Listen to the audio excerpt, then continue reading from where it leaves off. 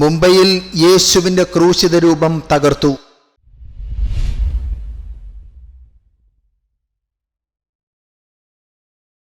മുംബൈ നഗരത്തിലെ പരേലിന് സമീപമാണ് കഴിഞ്ഞ ദിവസം ക്രൂശിത രൂപം അജ്ഞാതരായ അക്രമികൾ നശിപ്പിച്ചത്. പാതയോരത്ത് സ്ഥാപിച്ചിരുന്ന ക്രൂശിത രൂപത്തിന് നേരെ നടന്ന അക്രമത്തിനെതിരെ വലിയ പ്രതിഷേധമാണ് ഉയരുന്നത്. അടുത്ത നാളുകളിലായി തുടർച്ചയായി ക്രൈസ്തവ വിശ്വാസത്തിന് നേരെയുള്ള അതിക്രമങ്ങൾ മുംബൈയിൽ പതിവാവുകയാണ്. മെയ് മാസത്തിൽ 13, 14 തീയതികളിൽ 2 തവണയാണ് അന്ധേരിയിലെ ഈസ്റ്റ് പ്രാന്തപ്രദേശത്തുള്ള സെന്റ് ജോൺ ദി ബാപ്റ്റിസ്റ്റ് പള്ളിക്ക് സമീപം കുരിശ് തകർക്കപ്പെട്ടത്. റോഡരികിൽ സ്ഥാപിച്ചിരുന്ന നൂറ്റാണ്ടുകൾ പഴക്കമുള്ള കുരിശ് അജ്ഞാതരായ അക്രമികളാണ് നശിപ്പിച്ചത്. ഇതിന് 1 മാസം കഴിയുമ്പോഴാണ് അടുത്ത ആക്രമണം ഉണ്ടായിരിക്കുന്നത്.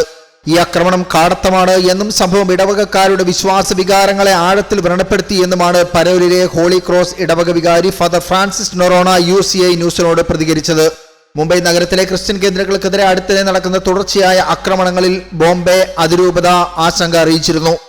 മതവിശ്വാസത്തിനും ചിഹ്നങ്ങൾക്കുമെതിരായ ആക്രമണങ്ങളിൽ അഭിഭാഷക ഗ്രൂപ്പുകളും പ്രതിഷേധം രേഖപ്പെടുത്തിയിട്ടുണ്ട്. 2023 മുംബൈയിലെ മാഹിം സെന്റ് മൈക്കിൾസ് പള്ളിയുടെ സെമിത്തേരിയിലെ കുരിശുകൾ തകർക്കപ്പെട്ട നിലയിൽ കണ്ടെത്തിയിരുന്നു. അന്ന് 18 കുരിശുകളാണ് അടിച്ച് തകർക്കപ്പെട്ട നിലയിലുണ്ടായത്. CCTV പരിശോധിച്ചതിൽ നിന്നും ഒരാളെ അറസ്റ്റ് ചെയ്തിരുന്നു.